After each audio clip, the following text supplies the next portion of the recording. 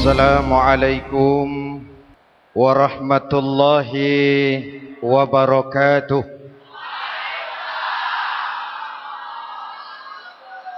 Alhamdulillah wassalatu wassalamu ala sayyidina Rasulillah sayyidina wa maulana Muhammad ibn Abdullah wa ala alihi wa sahbihi wa man tabi'ahu wa wala.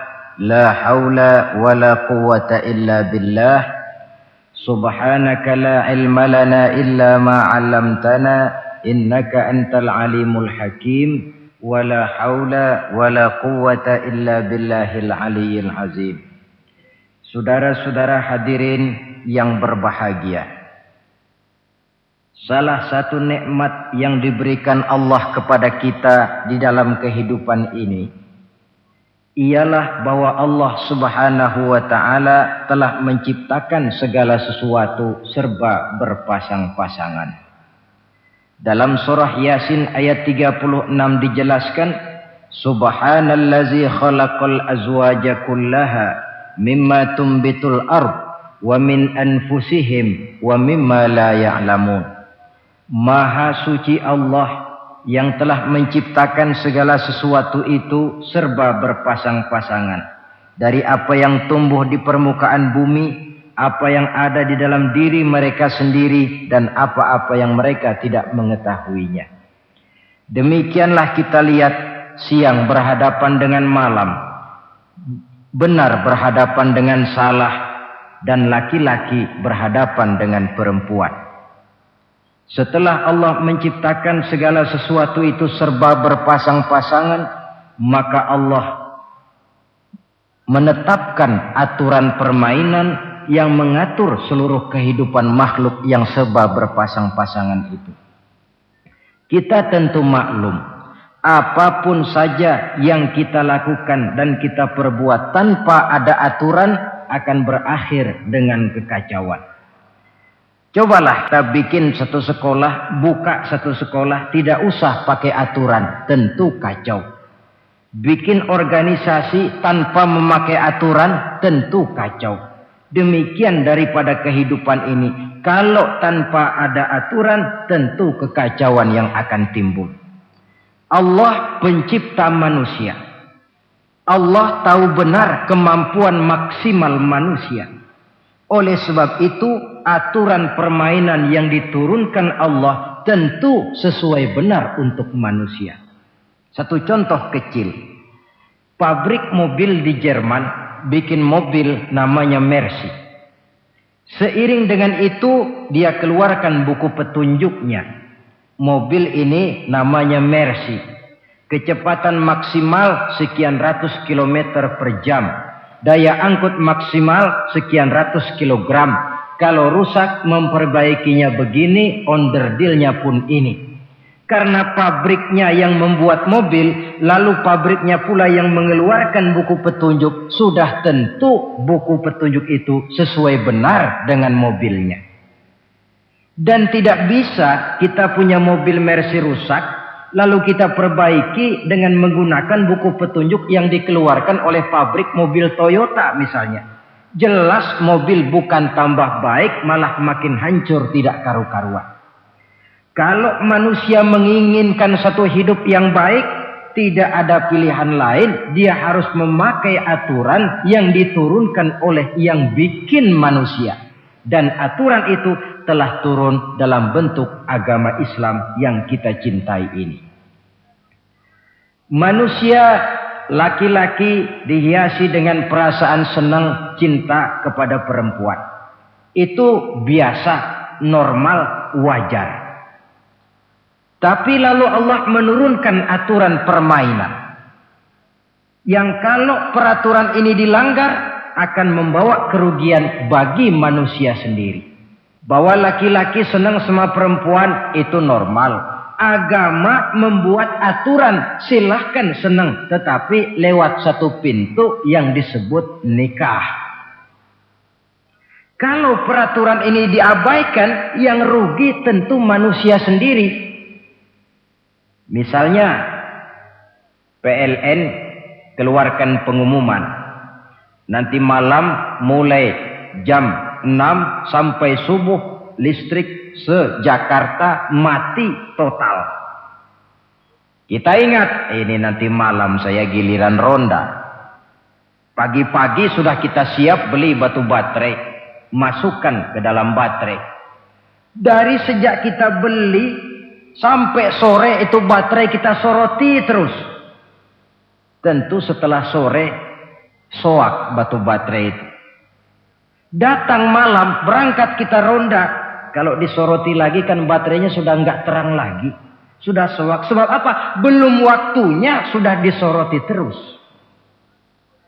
Sekarang kalau ada orang belum masuk pintu pernikahan, nafsu seksualnya diobral terus.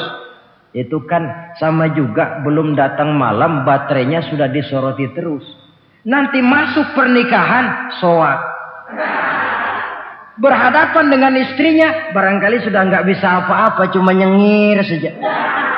Yang rugi manusia sendiri. Itulah sebabnya Allah lalu mengatur bahwa laki senang sama perempuan lewat satu pintu yang disebut dengan nikah. Maka pada pertemuan kali ini kita akan bicara tentang nikah dalam Islam. Saya bagi kepada 3 masalah pokok saja. Pertama, pengertian dan kedudukan nikah menurut Islam. Yang kedua, motivasi pernikahan. Karena apa orang itu seharusnya melakukan nikah. Dan yang ketiga, membina rumah tangga bahagia menurut contoh Rasulullah sallallahu alaihi wasallam. Hadirin yang saya hormati, kita mulai dengan yang pertama, pengertian nikah. Dalam kehidupan sehari-hari ada 2 kata yang sering kita gunakan, kawin dan nikah. Kalimat kawin kelihatannya dipergunakan oleh semua makhluk hidup. Lain dengan nikah, ini hanya digunakan khusus untuk manusia muslim. Makanya kita sering dengar orang bilang kucing kawin, ayam kawin, kambing kawin, dan belum pernah kita dengar ada ayam nikah atau kucing nikah. Sebab apa? Nikah ini cuma dipakai oleh makhluk bernama manusia yang muslim. Apa pengertian nikah? Seorang tokoh, Abi Yahya Zakaria Al-Ansari, di dalam kitab Fathul Wahhabnya menjelaskan, an-nikahu aqdun yatadammanu ibahatal wat'i bilafzi inkahin au nahwihi. Nikah adalah akad, yaitu ijab dan qabul, yang akad ini menjamin dibolehkannya pergaulan bebas antara laki-laki dan perempuan. Jadi kalau sementara anak muda kita beranggapan bagaimana Islam ini kolot, masa laki-laki tidak boleh bergaul dengan perempuan, itu anggapan salah. Islam bukan saja tidak melarang, malah menganjurkan laki-laki bergaul dengan perempuan sebebas-bebasnya, sepanjang pergaulan itu bisa dipertanggungjawabkan baik menurut hukum negara, lebih-lebih menurut hukum agama. Coba orang kalau sudah akad, sudah ijab qabul, ada saksi, ada wali, selesai itu dia masuk ke dalam kamar berdua, bergaul di situ sebebas-bebasnya, itu saya kira 100% halal. Tidak perlu lagi orang curiga, tidak perlu lagi sembunyi-sembunyi. Kenapa? Ini bentuk pergaulan yang bisa dipertanggungjawabkan. Kalau tidak, dengan dalih new morality, kebudayaan modern, lalu melakukan yang disebut free love, free sex, samen liven, hidup bersama tanpa nikah alias kumpul kebo. Dan saya kira itu kebo cuma mewakili saja. Artinya begitulah kalau binatang itu kumpul. Sebab kumpul kucing pun saya kira begitu, kumpul ayam pun begitu. Kebo cuma mewakili binatang. dalam kalimat itu. Tengoklah berapa banyak sudah bayi-bayi yang lahir ke dunia ini tanpa tahu kemana dia harus memanggil bapak. Berapa banyak gadis-gadis bergelimpangan jadi korban dari orang-orang yang tidak bertanggung jawab. Itu semua merupakan ironi. Maka menjauhkan manusia dari aturan agama pada hakikatnya sama dengan usaha membinatangkan manusia. Bahkan kalau manusia sudah jauh dari aturan agama, sanggup berbuat lebih buas daripada binatang. Kita tahu yang namanya bajing itu makanannya cuma kelapa. Tapi bajingan itu bukan cuma kelapa, kabel telepon doyan kok bajingan itu. Jauh lebih buas daripada yang namanya binatang. Maka agama ini mengatur agar manusia sebagai makhluk yang mulia hidup secara mulia. Jangan manusia kita ini, binatang saja. Kalau saudara ada yang punya kucing di rumah, saudara taruh di depannya, saudara sendiri yang langsung kasih ikan di piring, kasih kucing. Aduh, dia akan makan dengan tenang, nikmat, lahap, tidak nengok kiri, tengok kanan. Kenapa? Dia yakin betul yang dia makan itu sudah resmi, sah. Sebab apa? Tuan rumah yang kasih. Tapi kalau si kucing ngambil sendiri di dapur, mencuri dia, setelah dapat dia bawa lari, makan pun tidak tenang. Kenapa? Mesti nengok kiri, nengok kanan. Rupanya instingnya pun bekerja. Ini bukan hak saya mencuri. Saudara-saudara, tengok orang yang sudah terlibat dalam pergaulan suami istri yang sah. Itu kan gak perlu tengok kanan, tengok kiri. Gak perlu takut-takut. Kenapa? Sudah sah. Tapi kalau yang bukan istrinya, wah itu bu, sudah seperti kucing nyolong ikan, tengok kiri, tengok kanan, tidak pernah mengalami ketenangan. Itu selintas pengertian nikah. Lalu bagaimana kedudukan nikah menurut Islam? Ternyata nikah dalam pandangan Islam tidak cuma sekedar untuk memenuhi kebutuhan biologis manusia. Tidak cuma sekedar untuk memperkembangbiakkan keturunan. Tidak cuma sekedar untuk mendapat ketenangan hidup. Lebih tinggi daripada sekedar itu, nikah dalam pandangan Islam ibadah. Jadi kalau kita ditanya, Pak, ibadah apa yang paling enak dalam Islam? Jawabannya jelas, nikah. Begitu enaknya ibadah yang namanya nikah ini, sampai yang sudah pernah pun pengen ulangan. Namanya ibadah.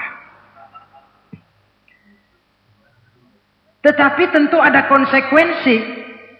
Oleh karena nikah ibadah, dan semua ibadah dalam Islam tidak boleh dikerjakan setengah hati atau main-main. Sholat ibadah, tidak boleh main-main atau setengah hati atau coba-coba. Puasa ibadah, tidak boleh main-main, setengah hati atau coba-coba. Dan oleh karena nikah pun ibadah, punya nilai sakral, juga tidak boleh main-main, setengah hati atau coba-coba. Dus nikah eksperimen tidak dikenal dalam Islam.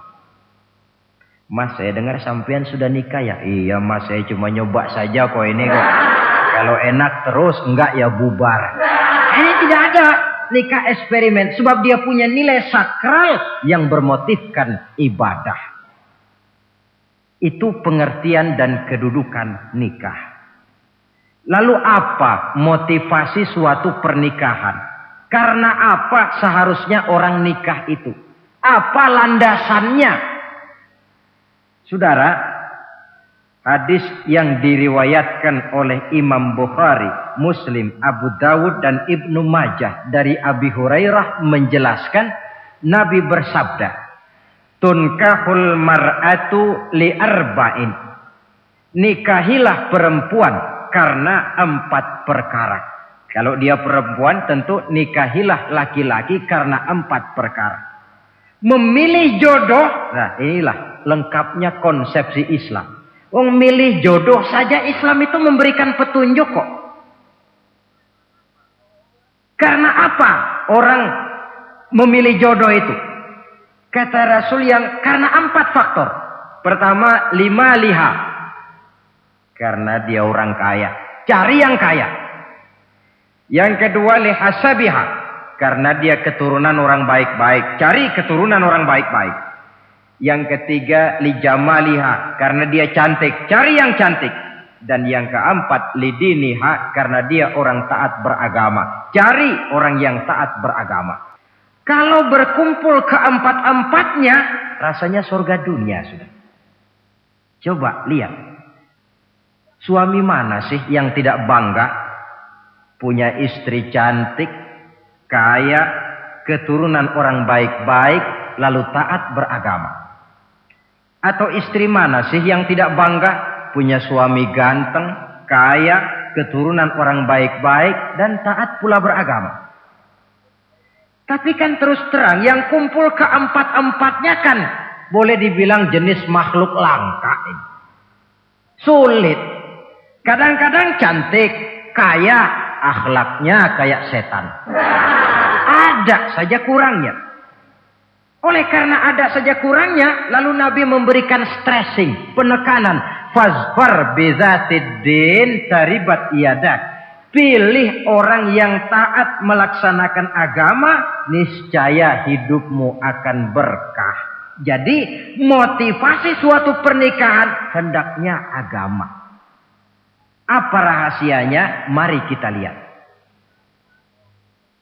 Kalau orang memilih pasangan karena rupa yang cantik semata-mata, silakan, tapi jangan jadi motivasi utama. Kalau rupa yang cantik jadi alasan utama, saya yakin rumah tangga tidak akan tahan lama. Sebab apa? Pertama, yang namanya cantik itu relatif. Artinya bergantung siapa yang memandang. Yang menurut saudara cantik, menurut saya belum tentu cantik. Yang kata saya cantik, menurut saudara barangkali itu yang jelek. Relatif. Saya kalau ditanya orang, Ustadz siapa perempuan paling cantik di dunia ini? Tentu saja saya jawab istri saya. Apa saudara lalu protes? Salah Ustadz, yang cantik istri saya bukan istri Ustadz. Saya bilang masa bodoh, saya nggak ngurusi istri sampean. Cantik itu relatif. Sehingga di kalangan para ahli cinta, ahli cinta, sampai sekarang masih jadi perdebatan.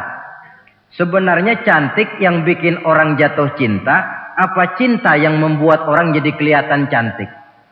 Dua-duanya bisa terjadi. Mungkin karena cantik orang jatuh cinta, dan bisa juga karena sudah kadung cinta orang kelihatannya jadi cantik.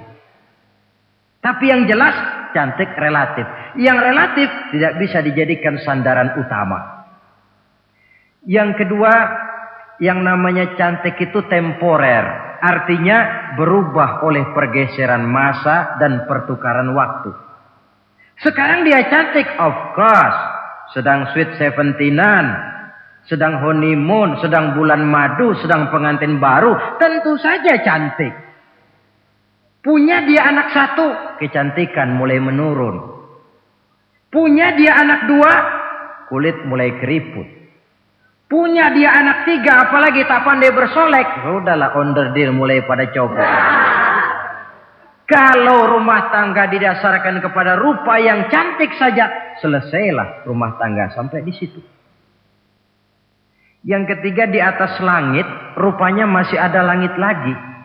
Di atas yang kita anggap cantik, rupanya masih ada yang lebih cantik. Kalau cantik yang kita kejar, kita akan jadi petualang yang pindah dari perempuan satu ke perempuan yang lain. Cinta bajak laut namanya. Di mana kapal berlabuh, di sana cinta mendarat. Saudara hadirin yang saya hormati, padahal sate dengan singkong itu kan bedanya cuma di tenggorokan. Kalau sudah masuk ke dalam perut, kenyangnya barangkali sama. Malah barangkali besok pagi kalau keluar lebih tidak enak baunya sate itu daripada singkong. Makanya orang kalau sudah nikah oleh Nabi dipesan, apabila kamu di jalan melihat perempuan yang membuat kamu kagum, cepat-cepatlah pulang ke rumah. Sebab apa? Sebab yang perempuan cantik di jalan kau lihat itu punya, istrimu juga di rumah punya. Gak percaya cobalah pulang, akurin, sama itu. Silahkan cari yang cantik, tapi jangan dijadikan motivasi utama. Yang kedua, kalau perkawinan, pernikahan cuma karena harta, silahkan cari yang kaya. Tapi kan harta itu, kata Imamul Ghazali, al-mal zillun zail. Harta bagaikan bayangan. Sore di sebelah barat, tengah hari di tengah, sore pindah ke sebelah timur. Hari ini dia kaya, besok dia bangkrut. Roda itu berputar. Kalau harta dijadikan pilihan utama, boleh jadi dalam hidup berumah tangga ada pepatah, ada uang abang disayang, tidak ada uang abang melayang. Artinya pun rumah tangga tidak akan tahan lama. Yang ketiga, kalau karena keturunan, persilahkan cari keturunan yang baik-baik. Namun toh pada akhirnya orang diajarkan bahwa kita ini mau besar atau tidak, bukan dengan jalan menyempeng kepada kebesaran orang lain, tetapi ditentukan oleh kepribadian kita sendiri. Sekarang kalau karena agama, Nabi berikan penekanan fazfar bizatid din taribat yadak. Pilih orang yang taat beragama, niscaya hidupmu akan beruntung. Apa rahasianya? Tidak lain rumah tangga Rasulullah Sallallahu Alaihi Wasallam. Yang ini artinya kita sudah masuk kepada bagian ketiga, bagaimana membina rumah tangga bahagia menurut contoh baginda Nabi. Saudara, bagaimana sih rumah tangga Rasul itu? Kelihatan dari dua ucapannya, pendek, singkat, tapi punya pengertian filosofis yang mendalam. Dua kalimat saja beliau bilang tentang rumah tangganya, yaitu baiti jannati, rumah tanggaku laksana sorga bagiku. Bayangkan, kalau seorang suami sudah mampu berkata macam begitu, bahagia hidupnya. Ini barangkali tantangan buat kita semua. Mampukah kita di rumah tangga berkata semacam perkataan beliau tadi? Baiti jannati, rumah tanggaku laksana sorga bagiku. Padahal dari sejarah kita baca, Rasul itu rumahnya kecil. Tidurnya di atas pelepah daun korma. Sampai berbekas di pipinya. Sarapan paginya seteguk zam-zam, sepotong roti, kadang-kadang 3 butir korma. Tempat tidurnya bukan alga spring bed atau Dunlopillow macam kita punya.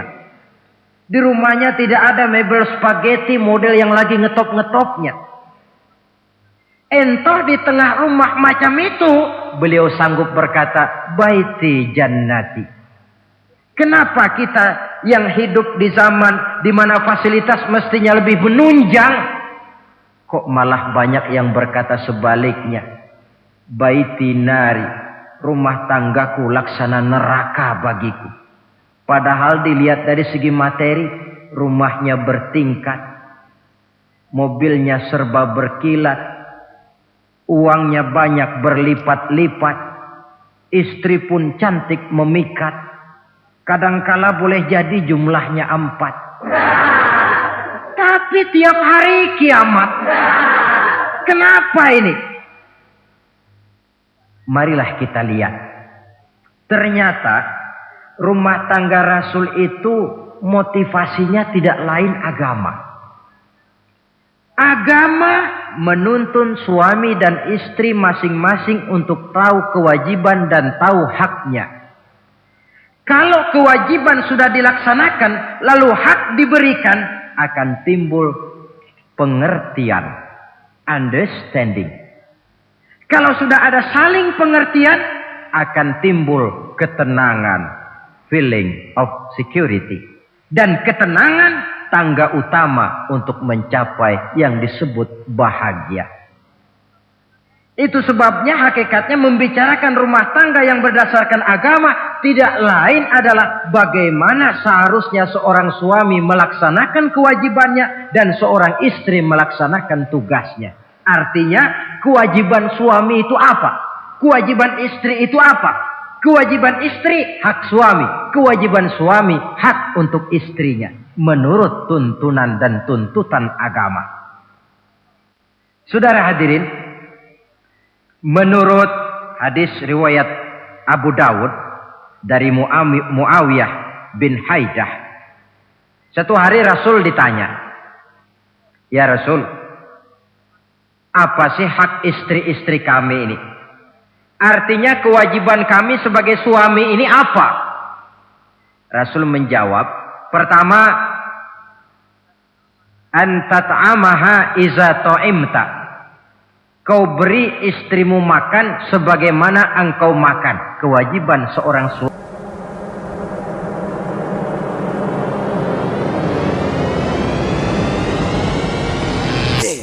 Ladies and gentlemen, you cannot be wrong. This is ICJ Broadcaster.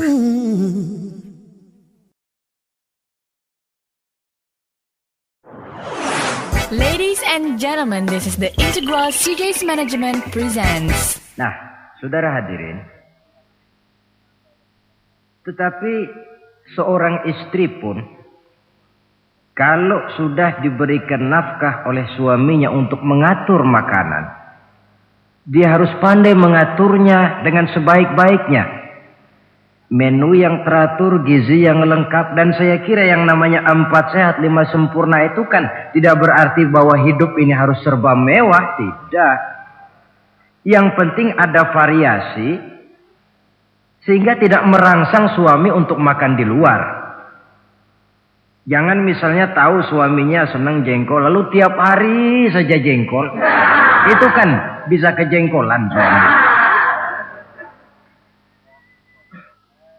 Dengan demikian, masalah yang kelihatannya sepele tetapi yang sebenarnya bisa menjaga keharmonisan atau malah keretakan rumah tangga harus kita perhatikan dengan sebaik-baiknya. Suami memberikan nafkah, dari jumlah itu 60% lari ke kredit, 40% lari ke dapur. Tentu pada akhirnya sang suami akan merasa curiga, padahal barangkali istrinya pun berniat baik, cuma hanya tidak ada keterbukaan di dalam mengurus masalah-masalah yang berhubungan dengan dapur. Inilah kewajiban yang pertama dari seorang suami, kewajiban yang menyangkut masalah pangan. Lalu yang kedua, wa taksuwaha izaktasaita. Engkau beri istrimu pakaian sebagaimana engkau berpakaian. Suami yang adil, pakaian yang dia pakai sama harganya dengan yang dibelikan untuk istrinya. Kecuali tentu kalau istrinya ridho. Zalim seorang suami, jikalau untuk dia misalnya dia beli pakaian yang mahal-mahal, jasnya dia pakai Switzerland wool, sarungnya Samarinda. Kalau dia pakai sepatu, belilah sepatunya. Sementara istrinya cuma pakai kain belacu saja. Kenapa mesti begitu? Sebab, saudara hadirin, istri kita sebenarnya adalah bagian daripada hidup kita. Baik dia dilihat orang, baik juga kita disebut orang. Jelek dia dipandang orang, tentu jelek juga nama kita disebut orang. Apalagi hidup bermasyarakat, kadang-kadang mulut usil itu kan sudah banyak macam ragamnya. Itu siapa sih perempuan yang jalan? Kenapa? Itu pakaian yang tidak dipakai sih tidak mahal, cuma pakaiannya serasi, pantas, enak dilihat. Oh, terang saja dia kan istrinya si Miun. Nah, Miun yang sedang tidur barangkali tidak tahu apa-apa mendapat sebutan baik. Cobalah kalau istri kita semaunya saja, orang akan bilang, ah itu perempuan, kenapa? Saya gerah ngelihatnya. Mau ke pasar cuma pakai kutang saja.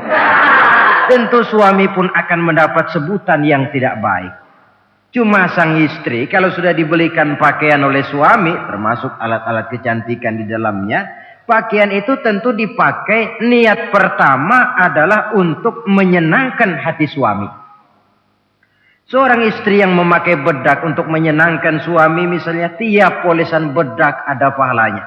Dia pakai lipstik untuk menyenangkan hati suaminya, tiap goresan lipstik ada pahalanya, bernilai ibadah. Ini kewajiban yang kedua. Yang ketiga, wala tadribil wajha. Kalau marah, jangan memukul muka. Maksudnya apa ini? Kewajiban memberikan perlindungan. Sehingga si istri merasa ada tempat dia mengadu. Ada tempat dia melarikan persoalan. Ada tempat dia bergantung. Kalau marah jangan memukul muka. Dan memukul itu pun upaya terakhir.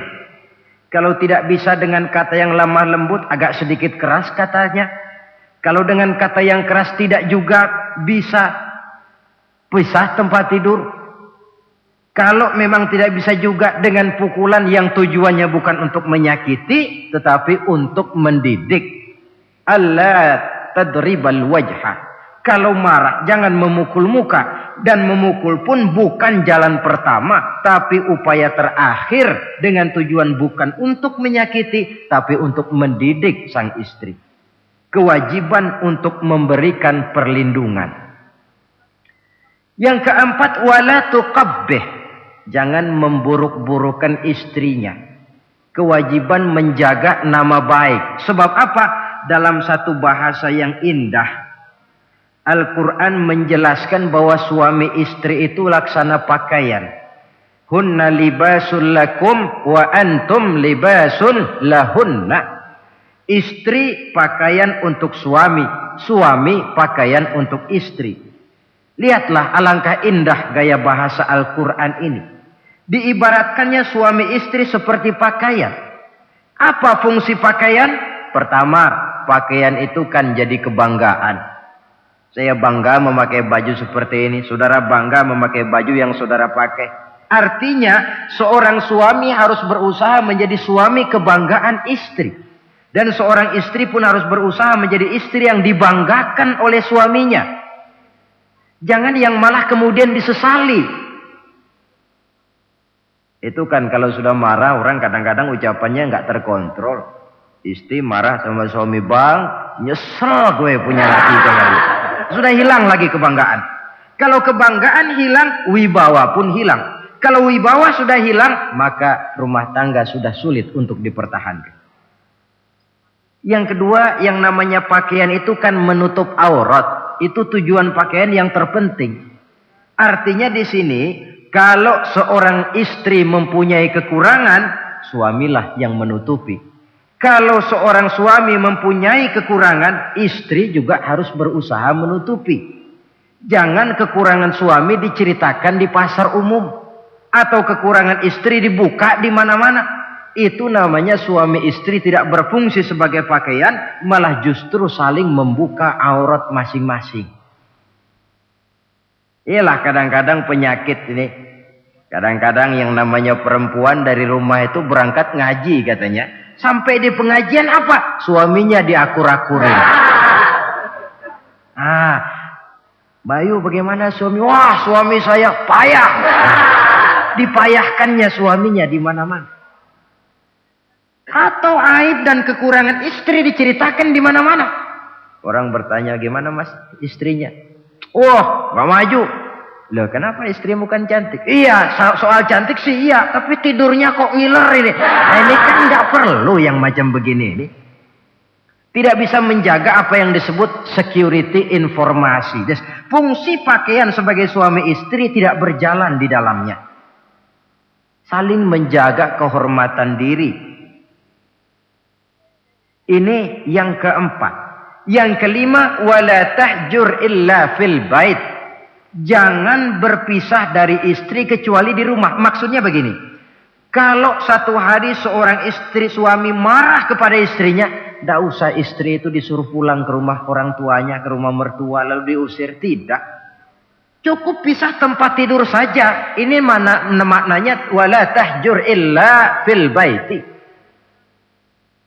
Umpamanya, dek malam ini saya sedang tidak enak pikiran. Kau tidur di kamar belakang lah, saya kamar depan. Cukup pisah tempat tidur saja. Tidak perlu istri dipulangkan ke rumah orang tuanya. Nanti umpamanya tengah malam turun hujan, udara dingin, pikiran berubah, berasa perlu. Kan tinggal manggil. Tidak jauh secara psikologis ajaran semacam ini bisa kita terima.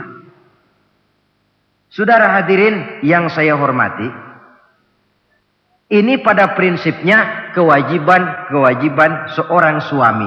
Kewajiban yang menyangkut masalah pangan, sandang, perlindungan, memelihara kehormatan, dan menjaga ketenangan di rumah tangga dengan menyelesaikan persoalan di rumah tangga itu secara intern. Jangan belum apa-apa sudah mertua diundang, orang tua dibon. Persoalan belum tentu selesai, tapi masalah sudah meluas. Cobalah kita selesaikan intern dulu. Kalau kemudian ternyata dianggap perlu mengundang orang tua, mertua, keluarga, baru kita upayakan ke arah itu. Ini kewajiban suami dan ini merupakan hak istri. Lalu bagaimana kewajiban istri sekarang ini? Istri kewajibannya merupakan hak untuk suami. Saudara, dari hadis yang diriwayatkan Imam Ibnu Majah dari Ali bin Yazid dari Abi Umamah, Nabi bersabda, "Mastafadal mu'minu ba'da taqwallahi azza wa jalla khairan lahu min zaujatin salihah." Bagi seorang mukmin, sesudah dia mempunyai sifat takwa kepada Allah, tidak ada yang lebih membawa manfaat selain daripada istri yang salihah. Istri soleha itu yang bagaimana? Yang hidup mampu melaksanakan kewajibannya. Apa kewajibannya? Kata Nabi, pertama, in amaroha ata'athu. Kalau diperintah, dia taat. Kewajiban istri yang pertama, taat kepada suaminya. Begitu besar kewajiban taat kepada suami, sampai-sampai Nabi pernah menyatakan, "Lau kuntu amiran ahadan ayyasjuda li ahadin la amartul mar'ata an tasjuda li zawjiha." Kalau saja boleh, kata Nabi, aku memerintahkan manusia sujud kepada sesama manusia, tentu aku perintahkan istri untuk sujud kepada suaminya. Untung saja sujud kepada manusia tidak boleh. Kalau boleh, istri itu disuruh sujud kepada suami. Tentu karena besar hak suami atas dirinya. Yang kedua, ibadah sunnah tidak mendapat izin suami juga bukan saja tidak berpahala, malah berdosa. Umpamanya, pengantin baru, si istri kebetulan santri, malam minggu pesta, besoknya hari Senin, si istri sudah kadang biasa hidup sebagai santri, hari Senin puasa sunnah. Dia bilang sama suaminya, "Bang, besok saya mau puasa sunnah nih, hari Senin." Kata suaminya, "Kalau kau puasa juga kau kejam. Lalu kau puasa aku disuruh ngapain?" Tidak diizinkan oleh suami, dia puasa juga. Bukan saja tidak mendapat pahala, malah berdosa. Sampai amalan yang sunnah pun tidak diizinkan oleh suami, berdosa. Apalagi amalan yang mubah, apalagi amalan yang tidak ada dasar hukumnya, perintahnya. Sepanjang perintah suami tidak untuk maksiat kepada Allah, istri wajib untuk taat. Dalam hadis lain kita temukan Nabi bersabda, "Idza da'ar rajulu imra'atahu ila firashihi." Kalau seorang suami memanggil istrinya ke tempat tidur. Ini bahasa kinayah. Manggil ke tempat tidur kan tentu nggak perlu penjelasan. Masa mau nyambal di tempat tidur kan enggak. Fa'abat. Si istri tidak mau. Lantaran istri tidak mau, suami jengkel. Fabata ghadbana 'alaiha. Sampai dalam jengkelnya tidur. La'anat hal malaikatu hatta tusbiha. Istri macam itu dilaknat, dikutuk oleh malaikat sampai datang waktu pagi. kewajiban untuk taat. Namun sebaliknya, seorang suami pun jangan mentang-mentang istri wajib taat lalu overacting. Segalanya main tunjuk, segalanya main komando, segalanya main perintah. Sebab contoh yang diberikan oleh Rasul tidak begitu. Rasul kita baca dalam sejarah menjahit bajunya sendiri, memperbaiki kasutnya sendiri. Artinya yang bisa ya dikerjakan tanpa harus menggantungkan semuanya kepada sang istri. Kewajiban untuk taat. Nah, penutup tentang taat ini ada sebuah hadis pula di mana baginda Nabi bersabda, ayyumam ra'atin matat wa zawjuha anha radin dakhalatil jannah. Kalau seorang perempuan meninggal dunia, suaminya ridho kepadanya, maka perempuan itu akan masuk surga. Artinya, kalau seorang istri meninggal, ya dia tukang ngaji, ya tukang sholat, ya suka puasa, ya gemar sodakoh, tapi meninggal suaminya tidak ridho, pintu surga belum dibukakan sampai suaminya ridho kepadanya. Ini menggambarkan tentang besarnya kewajiban taat seorang istri kepada suaminya. Ini kewajiban pertama. Lalu kewajiban yang kedua kata Nabi, wa in nazara ilaiha sarrathu. Kalau dipandang oleh suaminya, dia pandai menggembirakan, menyenangkan hati suaminya. Menjadi istri yang pandai menyenangkan hati suami. Siapa contohnya? Kita lihat misalnya istri Nabi, di antaranya Sayyidatuna Khadijah radhiyallahu anha. Ketika Nabi pertama kali menerima wahyu berhadapan dengan malaikat Jibril, beliau kembali ke rumah dengan tubuh gemetar. Setibanya di rumah beliau berkata, "Zammiluni ya Khadijah." Khadijah, selimuti saya. Kenapa bang? Barusan datang malaikat Jibril, dia katakan begini-begini, saya khawatir Khadijah. Khadijah tahu suaminya sedang gelisah. Sebagai istri yang bijak beliau tampil, apa katanya? Kalla ma yukhzikallahu abada. Tidak apa-apa bang, jangan khawatir, Allah tidak akan menyusahkan abang buat selamanya. Ini istri yang pandai menyenangkan hati suami. Suami pulang dagang dari pasar, rugi. Istri tampil, itulah bang romantikanya dagang. Masa selamanya saja untung sekali-sekali lah, rugi. Si suami kan tidak terlalu pusing kepalanya. Jangan sudah di pasar rugi, sampai rumah istri pidato, peletar-peletor macam petasan. Dasar suami goblok, dagang saja rugi. Sudahlah di pasar rugi, sampai ke rumah digoblok-goblokin.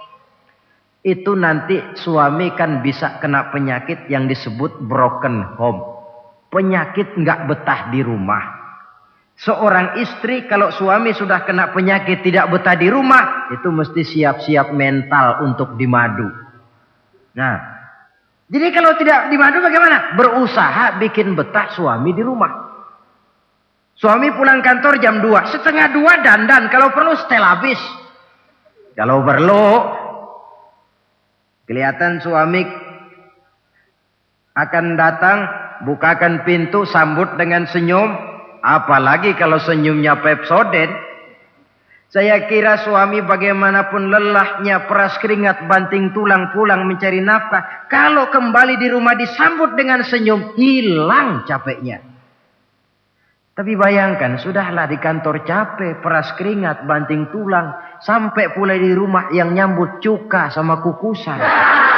Udah asem, monyong. Suami mana yang kerasan tinggal di rumah? Menjadi istri yang pandai menggembirakan, menyenangkan hati suaminya. Bahkan diizinkan bohong untuk menyenangkan hati suami. Umpamanya, suami kebetulan habis obyeknya gol. Karena ingin menyenangkan istri, mampir di pasar beli kain batik. Si suami tidak tahu bagaimana kain batik yang bagus, beli saja sembarangan. Sudah kainnya kasar, warnanya norak, harganya yang mestinya murah jadi mahal. Dibawa pakaian itu pula. Istri lihat dan tahu kalau ini batik jelek, norak, kasar, harganya pun murah. Tapi dia ingin menyenangkan hati suaminya. Suaminya tanya, bagaimana dek kain batik ini? Waduh bang, bagus betul kain ini. Pinter benar abang milih warna ini. Emang yang kayak begini ini bang, coba lihat tetangga kita mana ada yang pakai kain kayak begini. Ya memang gak ada, jelek. Suami senang tentu. Lalu kain itu oleh istrinya, ngaji dipakai, keundangan dipakai, tidur dipakai, masak dipakai, nyuci pun dipakai. Suami makin bangga, wah kain yang saya beliin dipakai terus ini. Lain pula istrinya, dalam hati dia berpikir, biarin deh gue pakai terus biar cepet hancur, nggak ada urusan. Coba kalau waktu itu si istri jujur, dasar laki goblok, beli kain kayak begini, sono pulangin. Nah, mungkin suami yang sudah payah-payah mau menyenangkan hati istrinya malah berbalik pikirannya. Saudara hadirin, ini kelihatannya penting untuk menjaga suasana keharmonisan di dalam kehidupan berumah tangga. Begitu pula pengertian seorang suami. Rasul pernah pulang dari masjid agak larut malam, rupanya banyak orang bertanya. Ketuk pintu, assalamualaikum. Sampai 3 kali tidak dibukakan pintu. Rupanya Aisyah lelap benar tidurnya. Rasul sadar beliau pulang kemalaman. Dan tahu istrinya capek bekerja di waktu siang. Ashraful anbiya wal mursalin ini menghormati istrinya. Salam 3 kali tak dibukakan pintu. Bukan marah, malah gelar sorban di depan pintu. Di situ beliau tidur. Tengah malam Aisyah mau sholat, buka pintu, terkejut lihat suaminya tidur di depan pintu. Dibangunkan, begitu dibangunkan Rasul lebih dahulu berkata, Aisyah, maafkan saya pulang terlambat memang sebab banyak yang bertanya di masjid. Sudahlah tidur di depan pintu, begitu dibukakan beliau dulu yang minta maaf. Sulit jadi suami semacam ini. Yang enak kalau sudah nggak dibukain pintu, istri kepulesan, lalu sekali buka pintu kan yang enak kita tunjuk jidatnya, lo tidur kayak kebo ya. Saudara hadirin, menjadi istri yang pandai menyenangkan hati suaminya. Sebab tidak ada seorang suami bisa sukses, baik di medan tugas, di masyarakat, di kantor, di toko, di tempat manapun, kalau tidak ditunjang oleh peran serta dari para istrinya.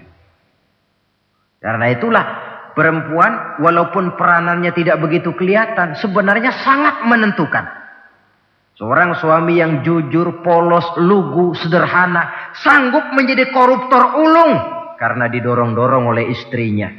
Merangsang ketamakan suami. Istri dibakar oleh tetangganya. Bang, kenapa? Kau kan di kantor kepala bagian. Lalu tangga kita pegawai kecil saja bang, tapi coba lihat istrinya kalau pakai gelang kayak pelek beca bang gelangnya. Kau kepala bagian gak bisa beliin saya macam gitu, kepala bagian goblok. Lalu bagaimana bu, gaji saya kan sudah jelas segitu. Iya kamu kan kepala bagian, apaan kayak di kantor sabet. Kalau sudah main sabet-sabetan begini sudah merangsang suami untuk berbuat yang tidak baik. Kecil, tidak begitu kelihatan, tapi sangat menentukan. Istri yang soleh, yang bisa melaksanakan kewajibannya, yaitu pandai menyenangkan hati suaminya. Ini kewajiban istri yang kedua. Yang ketiga, wa in aqsama alaihi abarrathu. Kalau suami memberikan sesuatu, dia pandai berbakti. Menjadi istri yang pandai bersyukur kepada suami. Kita ingat, ketika pulang Mi'raj kan Rasul bercerita, saya dalam perjalanan itu diperlihatkan neraka, kata Rasul. Saya lihat kok isinya kok lebih banyak perempuan daripada laki-laki. Nah, sahabat heran, ya Rasul, lebih banyak perempuan? Iya. Apa mereka tidak sholat? Sholat. Apa mereka tidak pernah hadir di majelis taklim? Oh, rajinan dia sama suaminya. Ada apa? Tidak pernah baca Quran? Rajin. Lalu kenapa kok isinya kebagian besar perempuan? Rasul menjawab, hunna yakfurnal asir. Mereka umumnya tidak pandai bersyukur kepada suaminya. Hujan panas setahun dibalas dengan hujan sehari. Kalau suaminya sedikit salah, sudah kehilangan pertimbangan, tertutup seluruh kebaikannya. Yang kelihatan cuma salahnya saja. Maka sebaiknya di dalam hidup berumah tangga, baik suami maupun istri itu masing-masing sedia timbangan. Kalau satu saat suami salah, istri ambil timbangan. Timbang, suami saya salahnya ini, jasanya ini. Bertahun-tahun dia hidup mencari nafkah buat saya, membelikan pakaian untuk saya, mencarikan makan untuk saya. Salahnya ini. Timbang, mana lebih banyak salahnya atau benarnya? Dengan demikian kita akan bisa menghasilkan keputusan objektif. Giliran istri yang salah, suami yang ambil timbangan, ukur mana lebih banyak baiknya atau salahnya. Kalau tiap kita masing-masing punya timbangan, insya Allah nilai-nilai objektif dari suatu pertimbangan akan bisa kita temukan dalam mengambil keputusan. Istri yang pandai berbakti membalas budi daripada suaminya. Kewajiban yang keempat dari seorang istri, wa in ghaba anhu nasahathu fi nafsiha wa malihi. Kalau suami tidak ada di rumah, dia pandai menjaga kehormatan dirinya dan pandai menjaga harta suaminya. Tidak mencari kesempatan dalam kesempitan. Suami lembur, istri ngompreng. Dan pandai menjaga harta suaminya. Nah, coba lihat. Kalau seorang suami ada uang di kantongnya 100 rupiah. Ada tukang minta pengemis, istri ambilkan saja tanpa izin suaminya uang di kantong suami 100. Dia sedekahkan. Niatnya tentu baik. Si istri dapat dosa, si suami dapat pahala. Perbuatan sedekahnya itu betul, tapi mengambil uang tanpa izin suami itu yang salah. Dan ternyata salah itu lebih besar daripada pahala yang dia lakukan lantaran bersedekah itu. Kalau ini terwujud, maka suasana saling mempercayai akan tumbuh. Kalau sudah saling mempercayai, rasanya akan terwujud kedamaian dan ketenangan. Suami meninggalkan rumah dengan perasaan tenang, istri pun melepas suami dengan perasaan damai, tanpa was-was, tanpa curiga, dan sebagainya. Dan ini modal yang paling utama, mewujudkan saling kepercayaan dalam membina hidup bahagia. Saudara, jadi dengan demikian, kewajiban suami dan kewajiban istri yang merupakan bagian tidak terpisahkan dari bagaimana membina rumah tangga berdasarkan tuntunan agama merupakan hal yang dicontohkan oleh Nabi kita Muhammad sallallahu alaihi wasallam. Dengan satu kesimpulan, rumah tangga Nabi bahagia karena rumah tangga itu disinari oleh ajaran-ajaran agama. Sehingga timbul saling pengertian membawa kepada ketenangan, dan ketenangan sesungguhnya tangga utama mencapai rumah tangga bahagia. Tanpa materi orang memang sulit untuk bahagia. Tapi materi semata-mata bukan merupakan jaminan bahwa orang akan hidup bahagia. Banyak isak tangis berbunyi di rumah-rumah mewah, dan banyak sendak gurau, tawa dan canda, tawa lerai di rumah-rumah sederhana.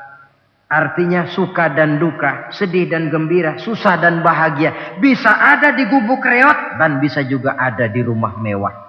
Ternyata bukan harta semata-mata yang menopang dan menjamin hidup itu akan bahagia, tapi satu rumah tangga yang dipancari oleh sinar agama di bawah naungan ridho dari Allah Subhanahu wa taala.